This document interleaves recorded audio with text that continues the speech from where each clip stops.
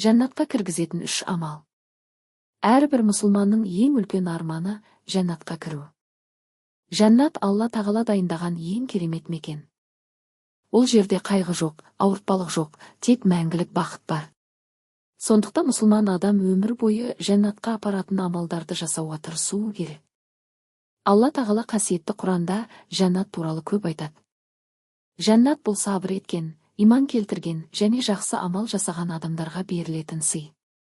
Пайғамбарымыз Мұхаммед оған Алланың сәлемі болсын, бір хадисінде жәннатқа апаратын қарапайым маңызды амалдарды айтқан. Сол амалдардың ішінде ерекше 3 амал бар. Егер адам осы амалдарды шын жүректен орындаса, Алланың қалауымен жәннатқа кіруіне үлкен мүмкіндік болады. Бірінші амал. Адамдарға жақсы сөз айту. Исламда жақсы сөздің маңызы өте үлкен. Кейде адамдар үлкен амал жасау қиын деп ойлайды, бірақ бір жақсы сөздің өзі үлкен сауап әкелуі мүмкін.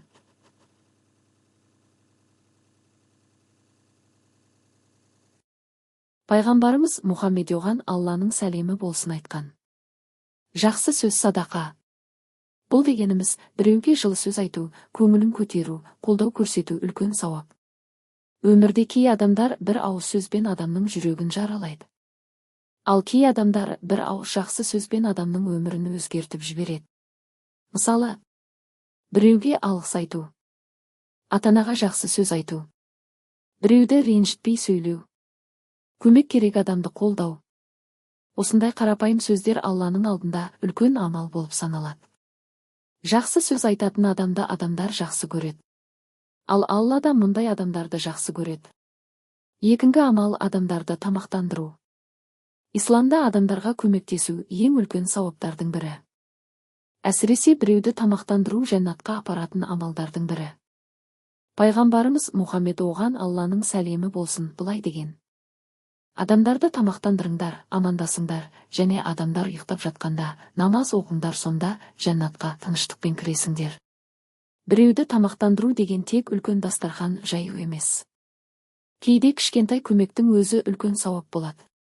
Мысалы, мұқтаж адамға тамақ беру, қонақты құрметтеу, ораза ұстаған адамға ауызашар беру, жолдағы адамға су беру.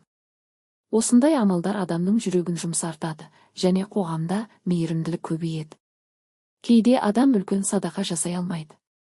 Бірақ бір адамға тамақ берудің өзі Алланың алдында өте үлкен амал. Үшінші амал – түнде намаз оқу. Түнгі намаз ең ерекше амалдардың бірі. Көп адамдар ұйықтап жатқан кезде Аллаға құлшылық ету өте үлкен сауап.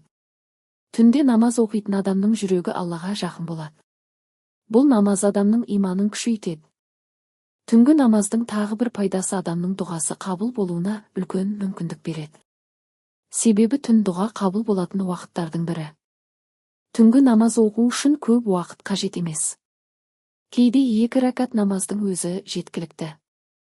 Маңыздысы шынайы ниет. Түнде намаз оқитын адам жүрегін тазартады, Аллаға жақындайды, өмірінде береке көбейеді. Сондықтан мұсылман адам мүмкіндігінше түнде намаз оқуға тырысуы керек. Бұл амалдардың құпиясы. Бұл 3 амалдың ерекшелігі олар өте қарапайым. Бірақ сауаптары өте үлкен. Ислам адамдарға ауыр нәрселерді міндеттемейді. Керісінше күнделікті өмірдегі қарапайым әрекеттер арқылы үлкен сауап алуға мүмкіндік береді. Жақсы сөз айту ешқандай ақша қажет етпейді.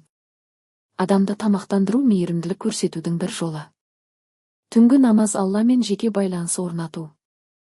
Осы 3 амал адамның жүрегін өзгертеді. Жәннатқа жетудің жолы.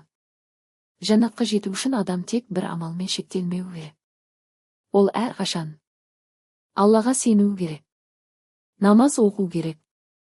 Адамдарға жақсылық жасау керек. Жамандықтан аулақ болу керек.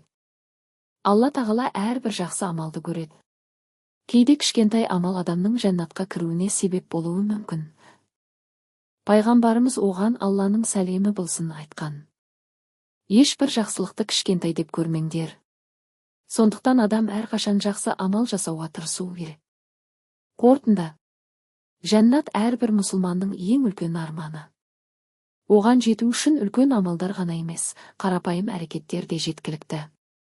Жәннатқа апаратын 3 маңызды амал. Бірінші, адамдарға жақсы сөз айту. Екінші, адамдарды тамақтандыру. Үшінші, түнде намаз оқу.